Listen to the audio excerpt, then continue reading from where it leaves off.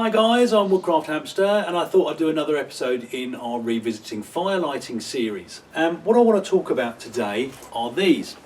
So this is part of my flint and steel kit. Got a really nice shaped steel striker and just a random piece of flint that I think I picked up a couple of months ago while I was out for a walk. Now, what I think I'll do, I'm going to bring the camera a little bit closer in to start with. I've got my GoPro set up here just so I can do a little bit of a sort of a slow motion bit of footage. But what I'll do, we'll move a bit closer in and I'll explain exactly how this works. Right then guys, so as again say, this is the flint and steel.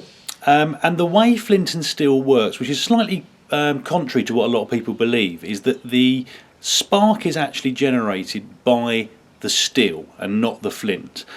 So by striking the flint, now flint is an extremely hard and very sharp material, and one thing I probably should have said is be very careful when handling flint because you can cut yourself very easily, as this knuckle here will testify. I was messing around with this before I put the camera on, and I just managed to catch my knuckle. I was at the wrong angle, caught my knuckle, and yeah, I've only skinned it. It's not a problem, but there you go. But what will happen is as the striker hits the flint, and I'll see if I can give you a demonstration of that. So hopefully you can see those sparks coming off, and I will do a bit of a slow-mo later as well. But it's not the flint making the spark, it's actually the flint is shaving off a very fine, almost microscopic amount of this steel. And by that being shaved off at quite a high speed, and this is just my understanding of it, is that the friction and the heat generated by that causes the steel to essentially generate a spark.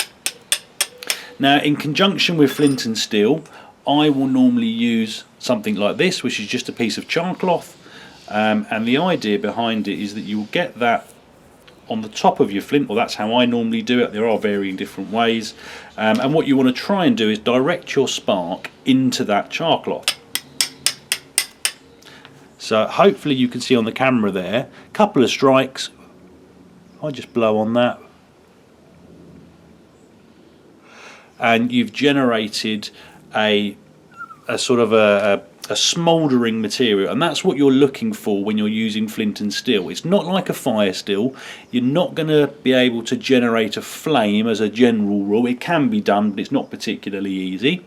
And things like this, which is just a jute twine bundle that I've roughed up, and this is something I really struggle with on flint and steel. It is possible to light jute twine from a spark, but I really struggle with it. Just get this at the right angle.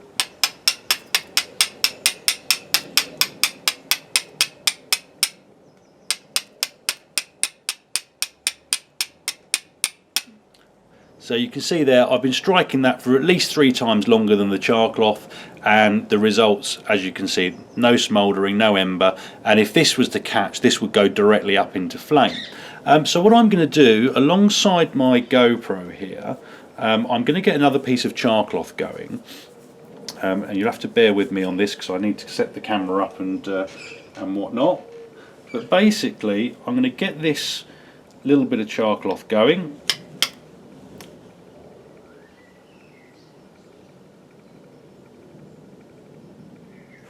There we go, nice even burn. And then what I will do is I'll put it inside this nest material.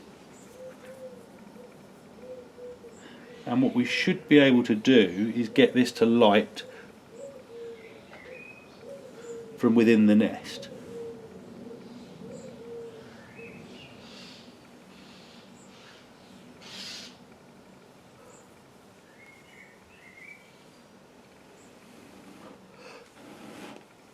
And there we go.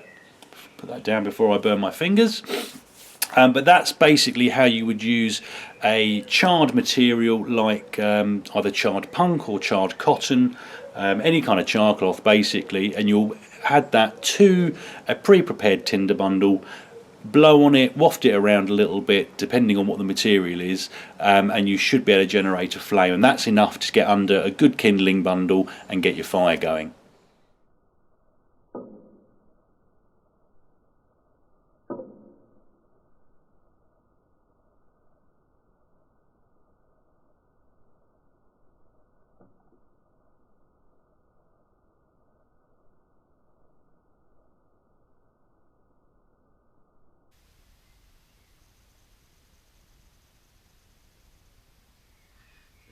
nice even burn.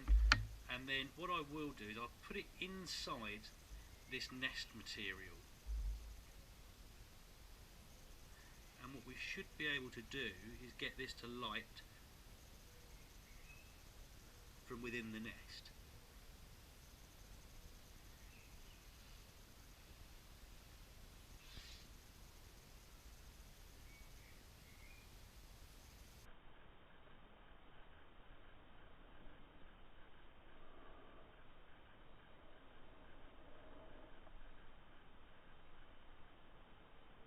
And there we go. Put that down before I burn my fingers.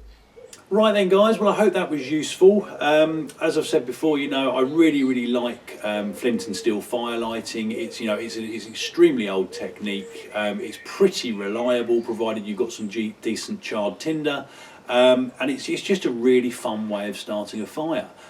You can pick these kinds of things up online for £10–20 generally. You can get nice little presentation boxes. Sorry guys, I'm being distracted by a robin that was just sitting behind my tripod. Yeah, you know, you can pick these up fairly cheaply. You get a nice little leather pouch and some tinder to get you started, that kind of thing. Alternatively, you can make them yourself. One of the best ways I've found is to take an old file.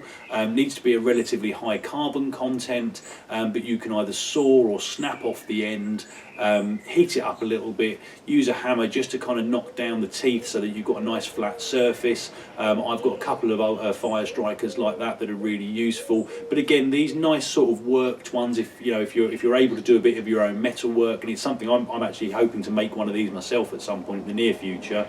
You know, you can get a nice little rounded one. Your hand fits in it like this, so you're vaguely protected, although I realise I still managed to skin my knuckle earlier. But they're just a really nice way of fire lighting. So just something to think about. Comments and questions in the box below. Hit like and subscribe if you'd like to see more, and I hope you'll all join me next time. Thanks guys.